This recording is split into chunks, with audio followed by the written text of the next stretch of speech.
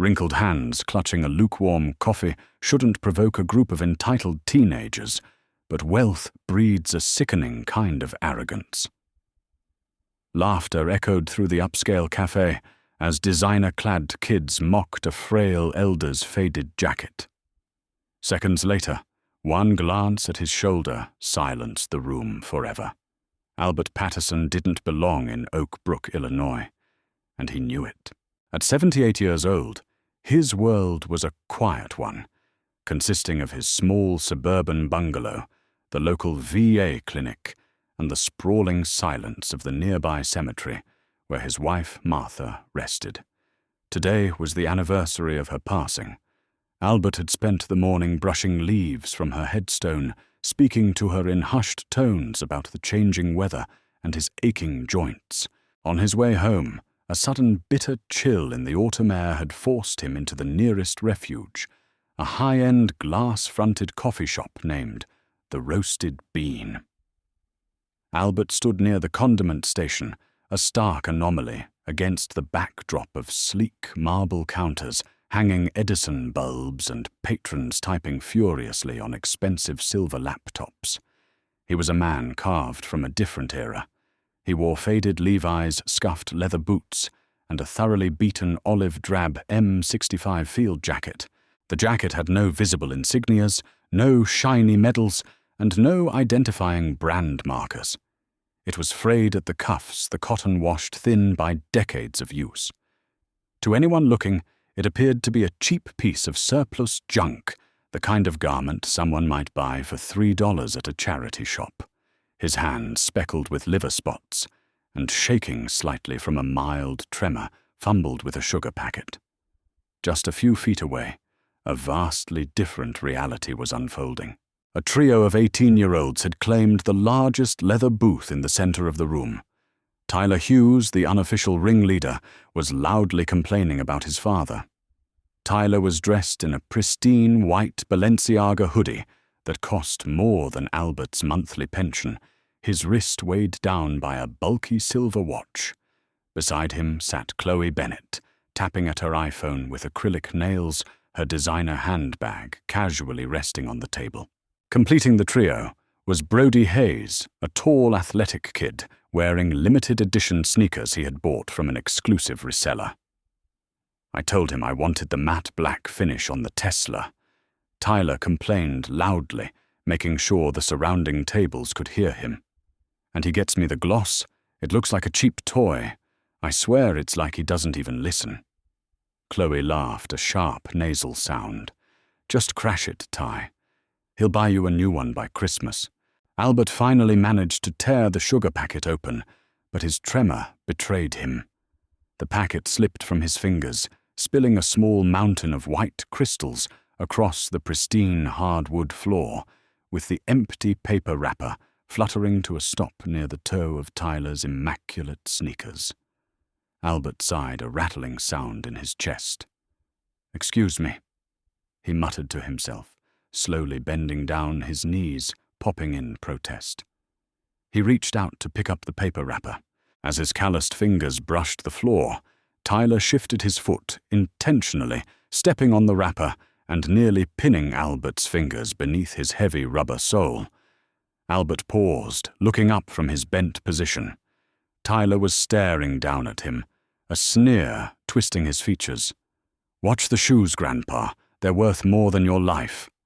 "Tyler," Chloe giggled, pulling her phone out and instantly opening her camera app. "Oh my God, look at him. He looks like a homeless scarecrow."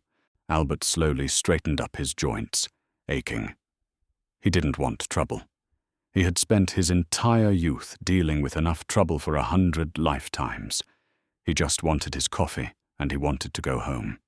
"I apologize, son," Albert said, his voice raspy but steady.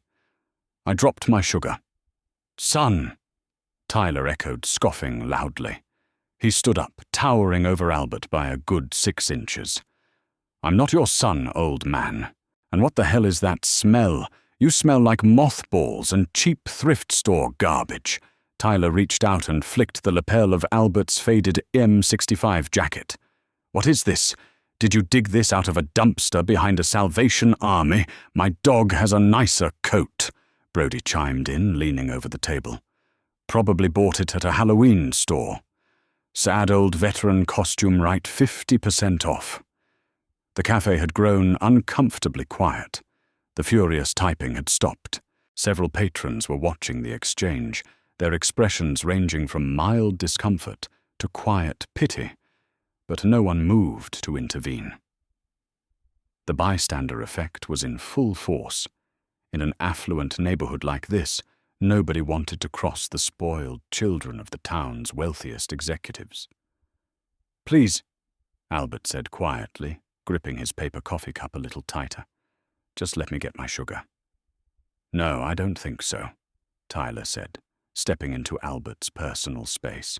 The teenager was emboldened by the audience, his ego swelling, as Chloe's phone camera continued to record. "I think you need to leave. You're ruining the vibe in here. Go take your cheap knockoff jacket and stand on a highway off-ramp where you belong." Albert closed his eyes for a brief, agonizing second. He took a slow, deep breath, expanding his chest. When he opened his eyes, the frail, trembling old man seemed to recede, replaced by something much colder and much darker. "Step aside, young man," Albert said.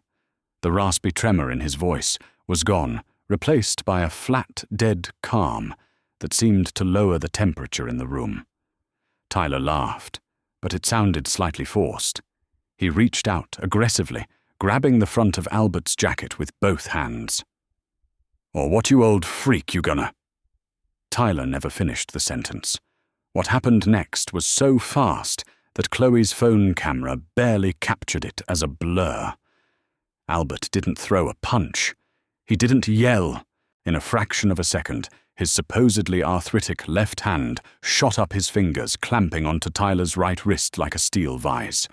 With a microscopic, agonizing twist, Albert locked Tyler's wrist joint, while simultaneously driving his right thumb hard into a cluster of nerves located just below Tyler's collarbone. Tyler gasped, a choked, high-pitched sound of pure, blinding agony escaping his throat. His knees instantly buckled. The color drained entirely from the teenager's face as he dropped to a half-kneel on the floor, perfectly immobilized, staring up at Albert in absolute shock. Albert leaned in. The trembling old man was gone. In his place stood a predator. Albert's eyes, previously clouded with age, were now terrifyingly clear, projecting a hollow 1,000-yard stare that looked right through Tyler's skull. It was the look of a man who had watched friends bleed out in the mud, a man who had killed at close range in the pitch-black jungle. It was a look completely devoid of human empathy.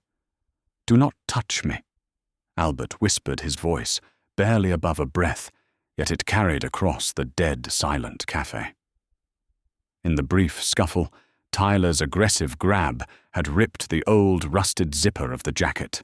As Albert held Tyler immobilized, the left flap of the jacket pulled back, revealing the inner lining and the upper left shoulder of Albert's faded olive-drab shirt beneath. Sewn into the fabric of the shirt, previously hidden by the heavy jacket, was a worn, embroidered patch.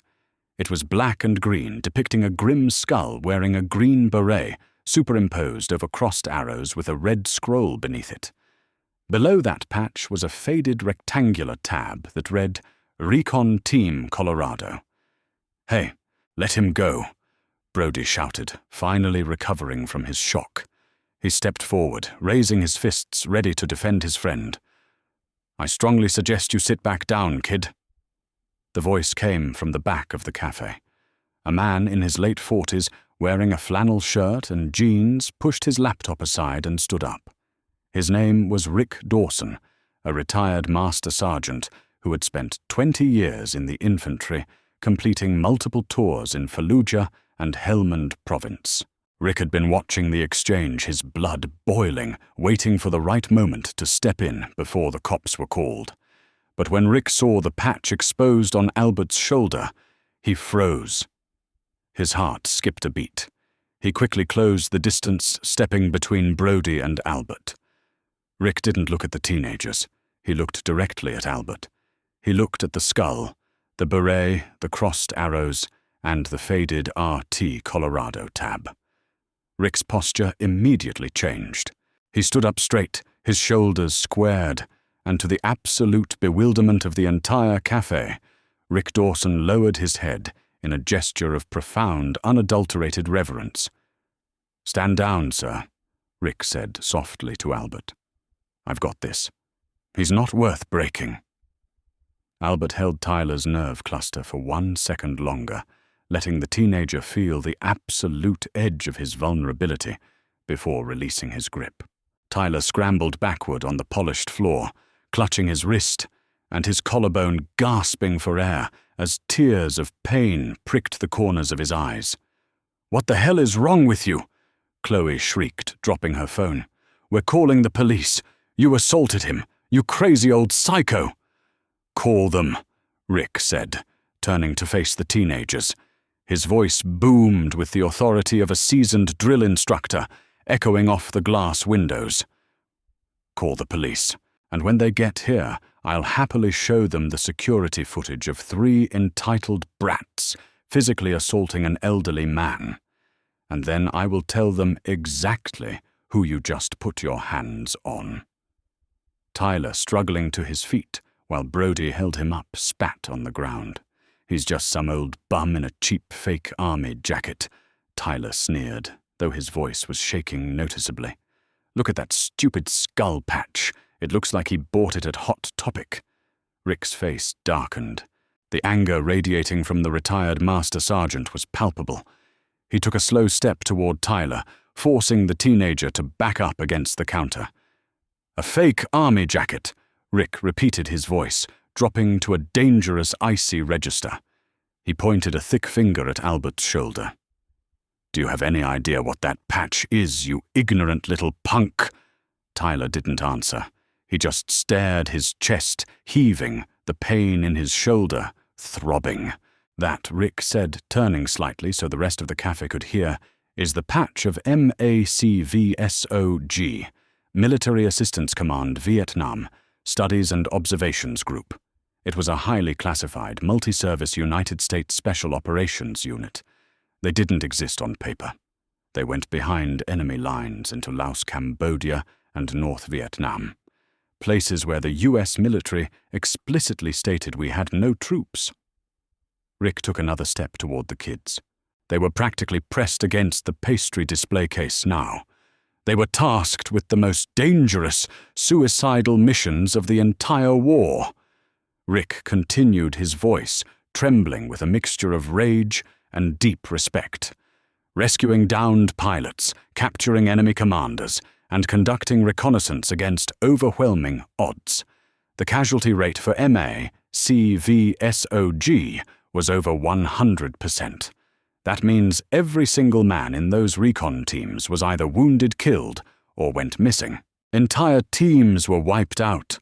Some teams were outnumbered 100-1 in the jungle, fighting hand-to-hand just to survive the night." Rick pointed at the small tab below the skull. "Recon Team Colorado. Those men were ghosts. They were legends among legends. Even the Green Berets and the Navy SEALs looked at SOG operators with awe. This man," Rick gestured to Albert, who was quietly fixing the ripped zipper of his jacket, his face an unreadable mask, "survived hell on earth. He wore a uniform that the government would have denied existed if he had been killed. He watched his brothers die in the mud, so that 50 years later, ungrateful, pampered little cowards like you could sit in an air-conditioned coffee shop and complain about the color of your daddy's luxury car." The silence in the cafe was deafening. The hiss of the espresso machine seemed artificially loud. Chloe had gone completely pale, her mouth slightly open. Brody was staring at the floor, unable to meet Rick's eyes. Tyler looked from Rick to Albert. The arrogance had entirely drained from his face. The reality of what Rick was saying was slowly penetrating his teenage ignorance. He looked at Albert's calloused, shaking hands, the same hands that had effortlessly immobilized him seconds ago. He realized, with a sudden icy knot of dread in his stomach, that the old man hadn't attacked him. The old man had spared him. Tyler began to tremble. His knees shook beneath his designer pants. My dad is William Hughes," Tyler stammered weakly, a pathetic final attempt to invoke his wealth. "He owns half the real estate in this town." Rick smiled, but it was a cold, humorless expression. "I don't care if your father is the President of the United States. If you ever disrespect a man like this again, the police will be the least of your worries." Rick turned his back on the teenagers, dismissing them entirely as if they were nothing but dust. He walked over to Albert, who had finally managed to pick up his coffee. "Can I buy you a fresh cup, sir?" Rick asked gently, all the anger gone from his voice. Albert looked at Rick, the ghost of a smile touching the corners of his weathered mouth. He patted his faded, cheap-looking jacket. "No thank you, son. This one is just fine. I think it's time I headed home." Red and blue lights abruptly fractured the autumn afternoon, strobing aggressively against the frosted front windows of the Roasted Bean. Chloe, entirely missing the gravity of the situation, had actually followed through on her threat. 2 Oak Brook patrol vehicles jerked to a halt at the curb. However, before the officers could even unbuckle their seatbelts, a massive matte black Mercedes G-Wagon aggressively hopped the curb, cutting off the lead cruiser and throwing itself into the handicapped loading zone.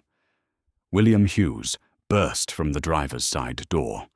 He was a man who wore his immense wealth like a custom-tailored suit of armor, dressed in a charcoal Brioni 2-piece and sporting a Bluetooth earpiece that blinked with constant notifications. William exuded a frantic, intimidating energy. He was accustomed to snapping his fingers and watching the world rearrange itself to suit his preferences. As a high-powered commercial real estate developer, he viewed every obstacle as a nail and his bank account as the hammer.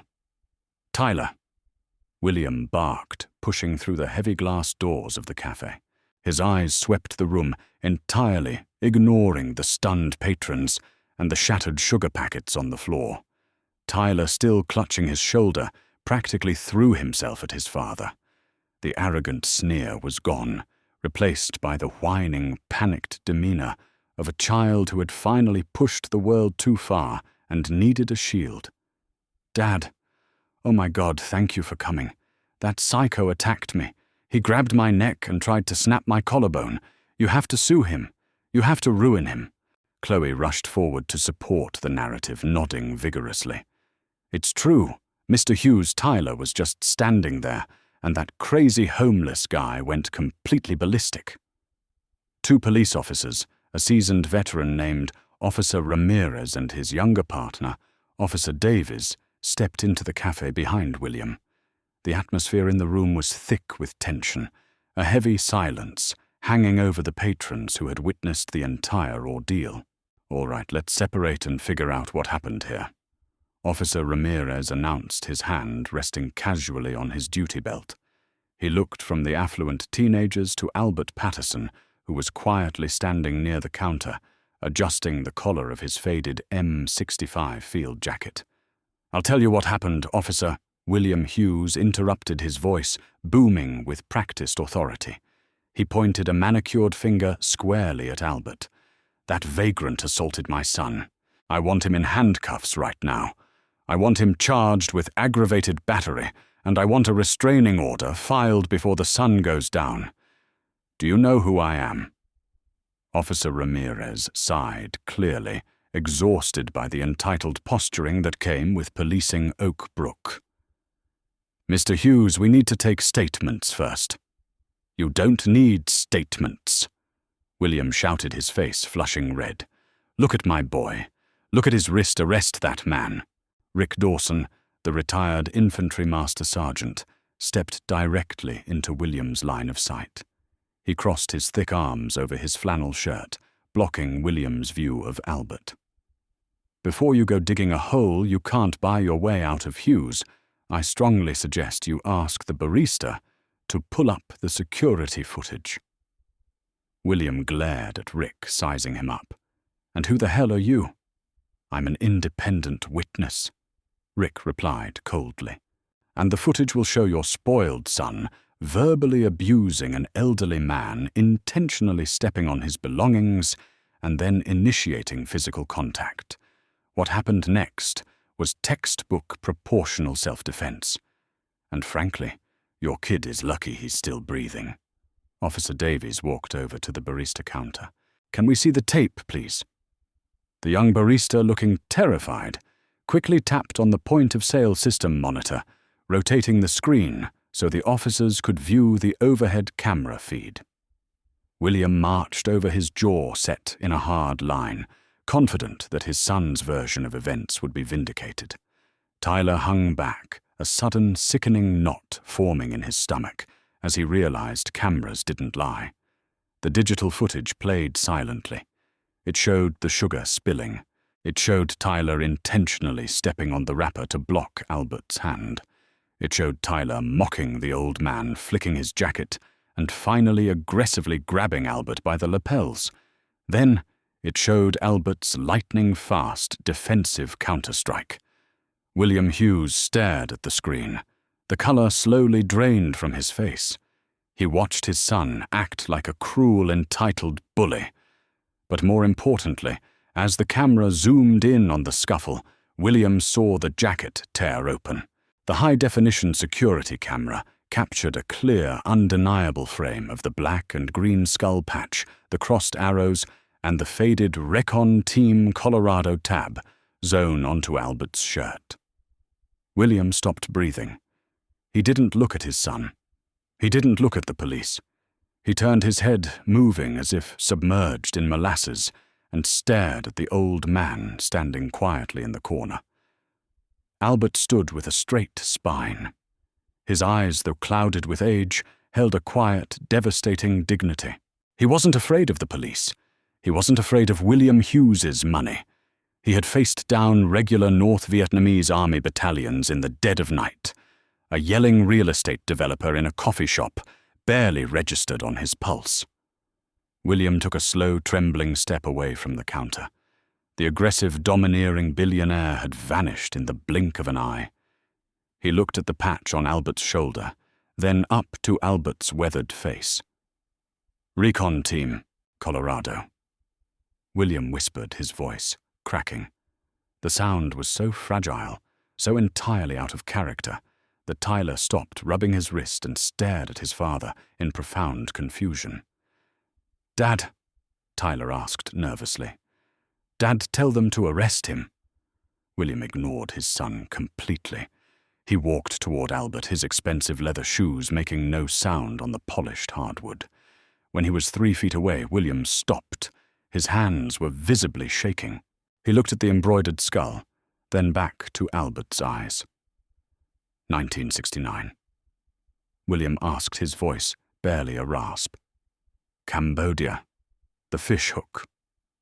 Albert's eyes narrowed slightly, a flicker of surprise breaking through his stoic facade. He nodded slowly. "We spent a lot of time in the mud that year. Lost a lot of good men."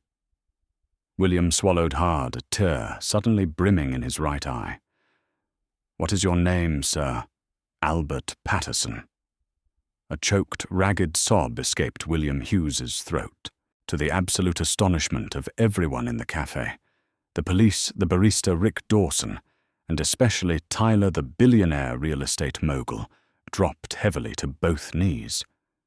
The fabric of his Brioni suit strained against the hardwood floor. He buried his face in his hands, his shoulders heaving with sudden, overwhelming emotion. "Dad! What are you doing?" Tyler shrieked, thoroughly mortified. "Get up!" William lowered his hands and looked up at Albert, tears streaming freely down his face. My God, it's you. You're Albert Iron Patterson." Albert took a half step back, his combat instincts temporarily confused by the sudden display of raw grief. "How do you know my call sign, son?" My father. William wept, looking up at the old man as if he were looking at a saint. My father was Captain Charles Hughes, United States Air Force, 20th Special Operations Squadron, the Green Hornets. The silence that fell over the roasted bean was absolute. Even the ambient hum of the refrigerators seemed to stop. Albert's breath hitched. His trembling hands slowly reached out, grasping the edge of a nearby table for support. Charlie. Albert whispered, a profound sorrow washing over his aged features. Charlie, dust off Hughes. He flew the slick that pulled us out of the A Shao Valley. His bird took 40 rounds of ground fire, but he held it steady until my boys were on board. He was shot down 6 months later over the Cambodian border. William said, his voice thick with tears.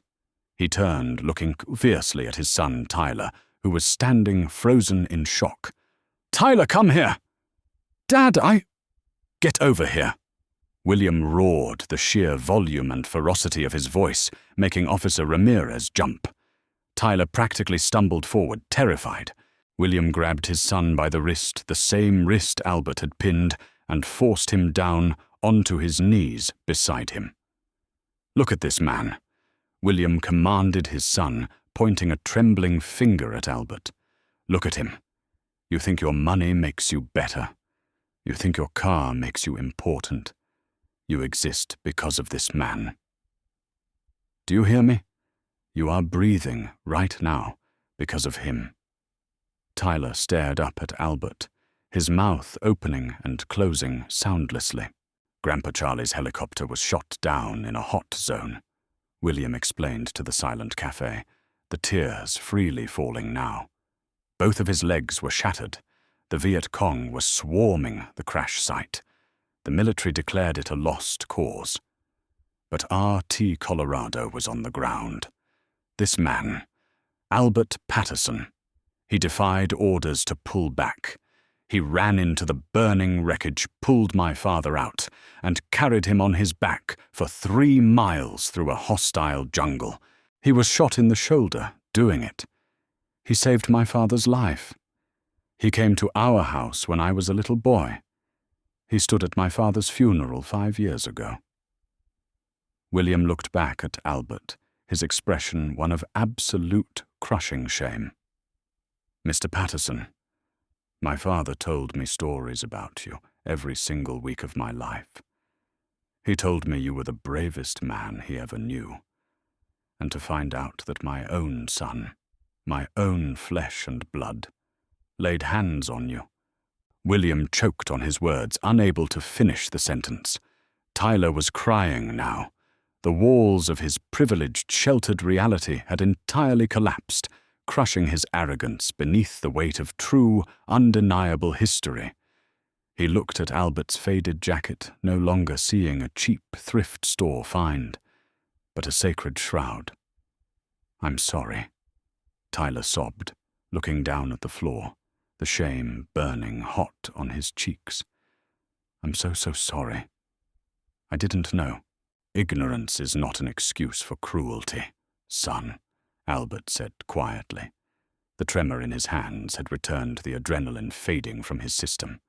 He looked down at the billionaire and his son both kneeling at his feet.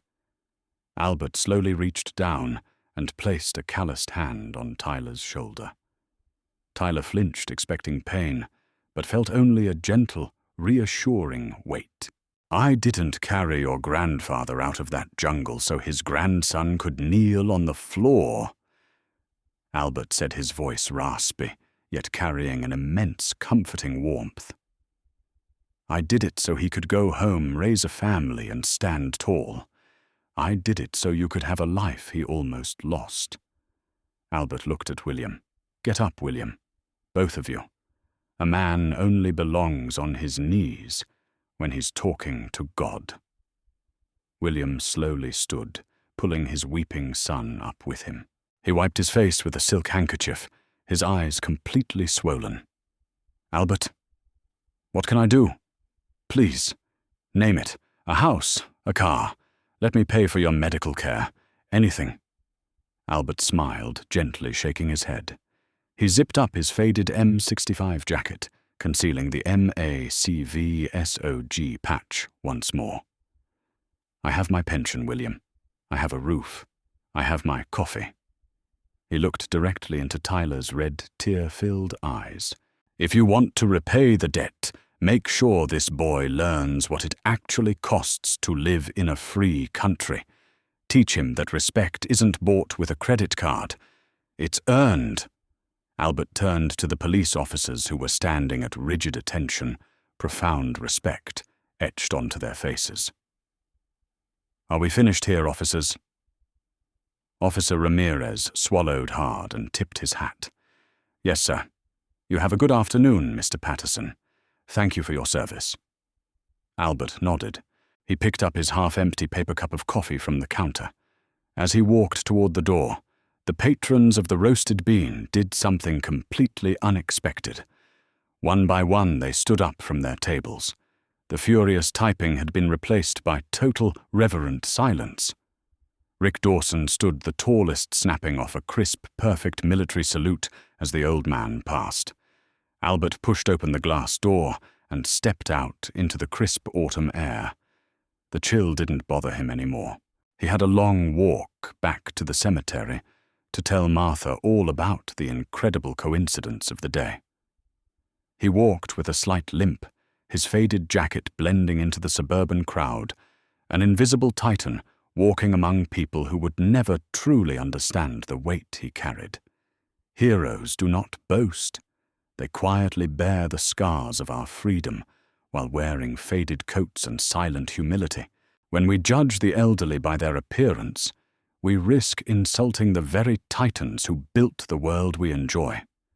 If Albert's incredible story of honor and redemption moved you, please leave a share this to remind others to respect our veterans and subscribe for more real-life inspiration.